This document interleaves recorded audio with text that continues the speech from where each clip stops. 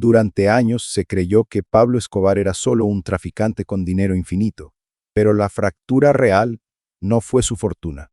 Fue su decisión de convertir a un país entero en un tablero de presión. Pocos saben, la muerte dejó de ser un mensaje para enemigos y pasó a ser un método para doblar al Estado. Un avión en el aire, un edificio estatal en el centro de una ciudad, un candidato presidencial en plena campaña. Cada hecho parecía aislado, cada explosión otra noticia, hasta que el patrón se hizo imposible de negar. No, era diseño. Y aún así, la pregunta más incómoda permanece.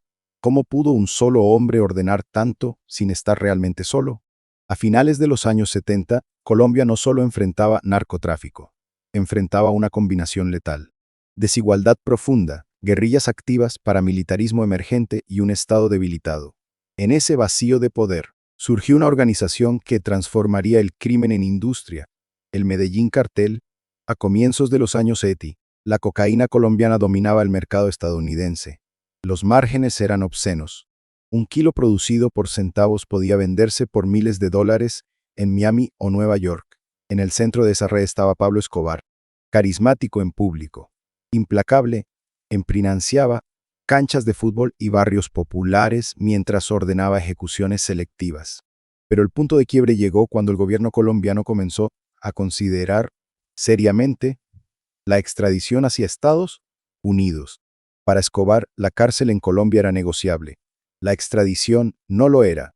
En Nancy Ford, el asesinato del ministro de Justicia Rodrigo Lara marcó el inicio de una guerra abierta.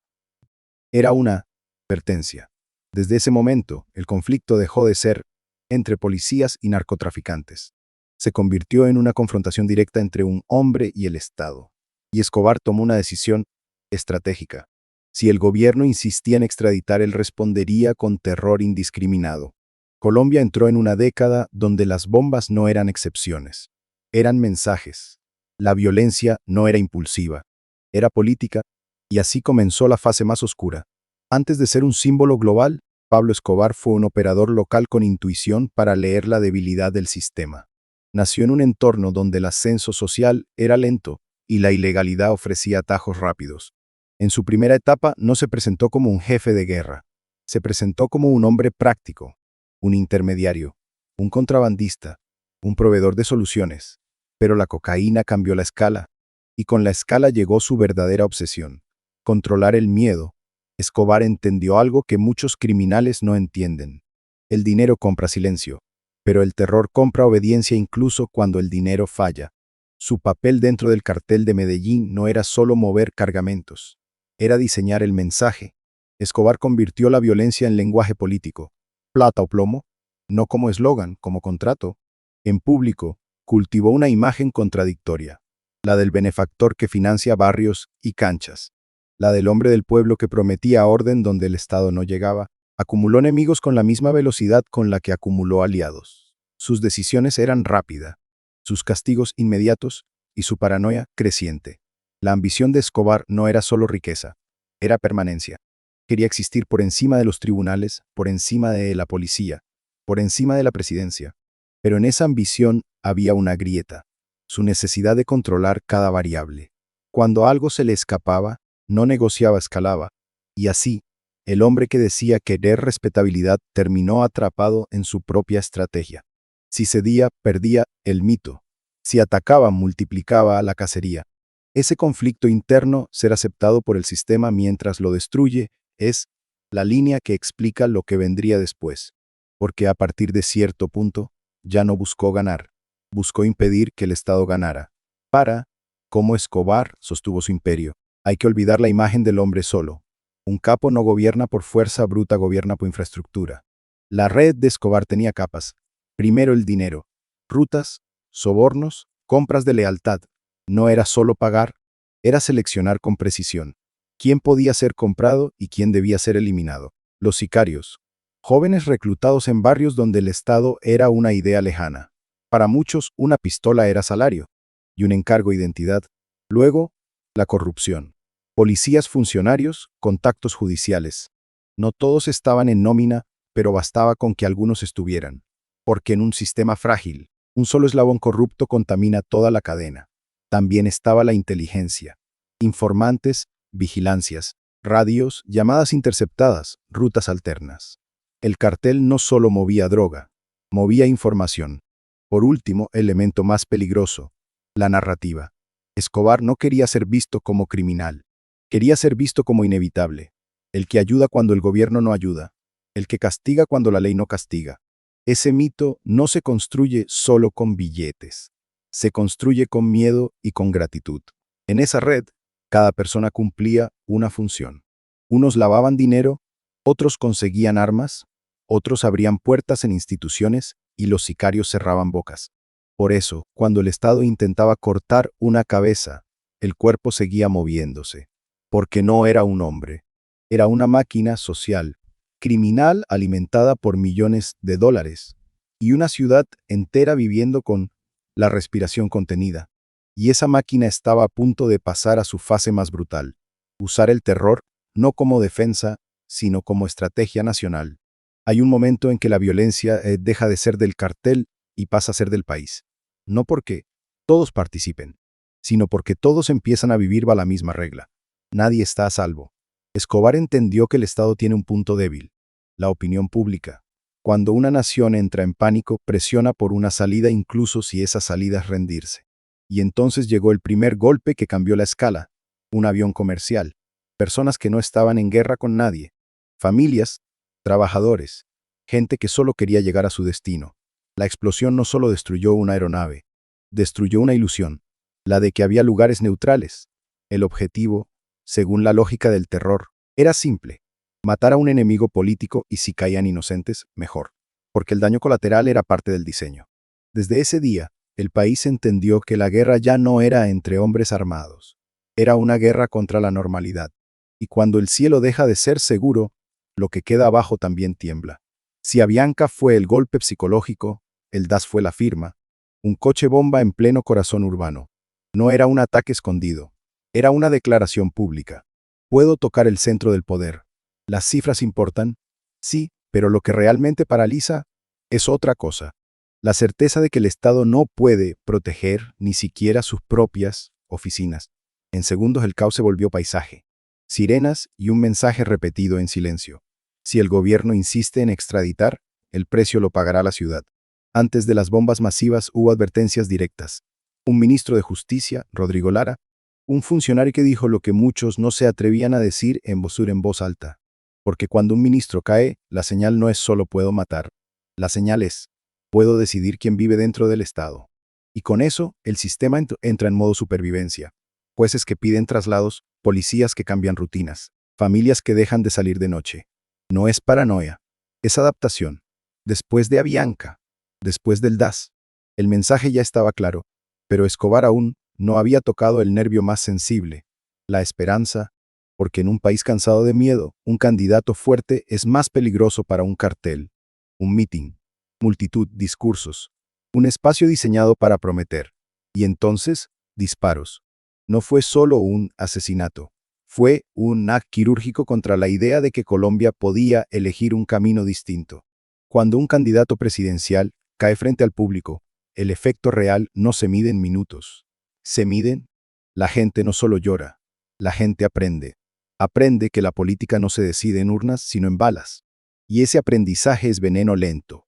Aquí es donde la violencia deja de ser un evento y se vuelve un sistema. Plata o plomo no era una amenaza ocasional, era una política de recursos humanos. Escobar no necesitaba comprar a todos, solo necesitaba quebrar a algunos y matar a los que resistían para que el resto entendiera. Policías ejecutados, familias obligadas a callar, jueces que empezaban el día mirando debajo del auto, y el país se partió en dos, los que podían vivir con la culpa y los que vivían con el miedo. En la etapa más fría de estrategia, Escobar cambia de herramienta. Ya no solo destruye, ahora retiene periodistas, funcionarios, figuras públicas, no por odio personal, sino por función. Un secuestro no es solo una vida capturada, es un botón de presión permanente. Cada hora que pasa, el Estado pierde control y el cartel gana tiempo. Y cuando la negociación no servía, venía el recordatorio final. Algunos rehenes no eran para intercambiar. Eran para demostrar que Escobar podía decidir el límite de la compasión y del horror. En este punto, La violencia deja de tener lógica criminal. Ya no se trata solo de proteger rutas o eliminar rivales. Se trata de sobrevivir a cualquier costo, aunque el costo sea el país completo. Porque cuando el Estado aprieta y los enemigos se multiplican. La guerra se convierte en una tormenta donde nadie controla el trodo del rayo. La rivalidad con el cartel de Cali no fue una pelea de egos. Fue una guerra por mercados, contactos y supervivencia. Y en una guerra así, el enemigo no se neutraliza, se arranca de raíz. Eso significa asesinatos selectivos, traiciones internas que es por encargo, y una espiral donde cada golpe exige uno más brutal para equilibrar el miedo. El resultado real no fue la victoria de un bando, fue un país atrapado en una disputa que no eligió. Un Estado no cae cuando pierde soldados, cae cuando pierde jueces. Escobar entendió que la justicia no necesita ser destruida por completo, solo necesita ser intimidada lo suficiente para que deje de funcionar. El método era frío: sobornar cuando se podía, amenazar cuando era necesario y matar cuando el sistema insistía en resistir.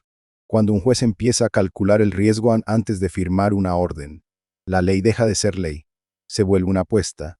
Aquí está la parte más difícil de mirar de frente. Cuando el terror se normaliza, las víctimas ya no son objetivos. Explosiones en espacios públicos. Ataques que no distinguían edades ni nombres. El mensaje era simple y monstruoso: si el Estado no cede, la ciudad sangra. Y eso cambia una sociedad por dentro.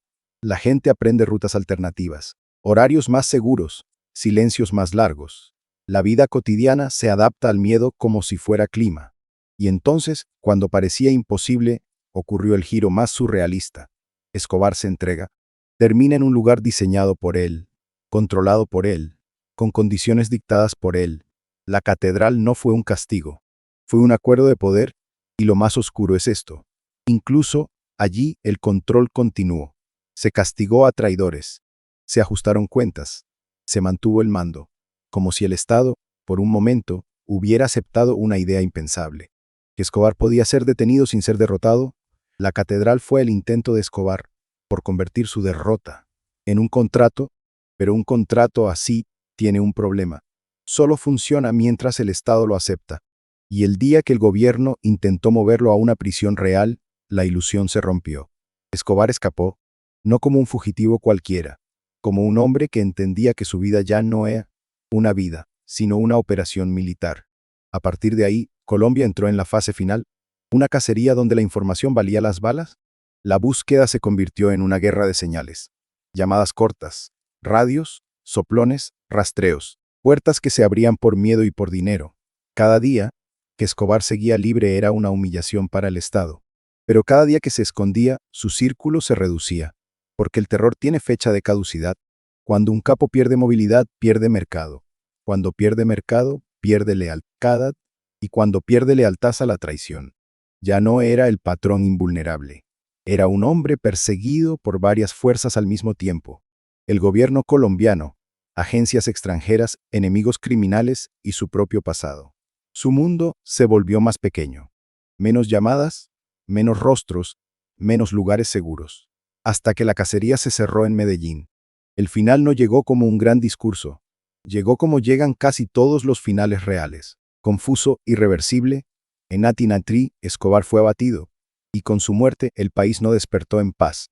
Despertó con una pregunta amarga: ¿cómo se repara una nación que aprendió a vivir con el mismo rutina? La muerte de Escobar no apagó el ruido, solo cambió la frecuencia, porque un hombre puede caer en Atinatrí, pero las estructuras que construyó no desaparecen con un disparo. Lo que dejó atrás fue una cicatriz doble. La primera, institucional. Años de bombas, sobornos y asesinatos no solo mataron personas, desgastaron la confianza, hicieron que la gente dudara de jueces, de policías, de políticos, a veces de la idea misma de justicia. La segunda, cultural. Escobar se convirtió en mito, y el mito es peligroso porque simplifica. Convierte un sistema complejo en una sola cara, y cuando un sistema se reduce a un personaje, la violencia se vuelve historia. En lugar de advertencia, hubo quienes lo recordaron como benefactor, otros como monstruo. Pero la verdad incómoda suele estar en el medio. Fue un producto de su tiempo y también un arquitecto que lo empeoró. Lo que hizo no fue solo traficar droga. Fue demostrar: si el Estado es frágil, El crimen puede negociar de igual a igual, puede dictar condiciones, puede torcer decisiones nacionales. Y ese aprendizaje, ese precedente, es su legado más tóxico. Hoy, cuando alguien pregunta cómo pudo pasar, la respuesta no está solo en él, está en todo lo que lo hizo posible. Corrupción, la impunidad, la demanda internacional, la violencia normalizada. Escobar murió, pero la lección quedó escrita con sangre. Cuando el miedo se convierte en política, todos, y en Colombia, durante una década, el país entero tuvo que aprender a respirar otra vez.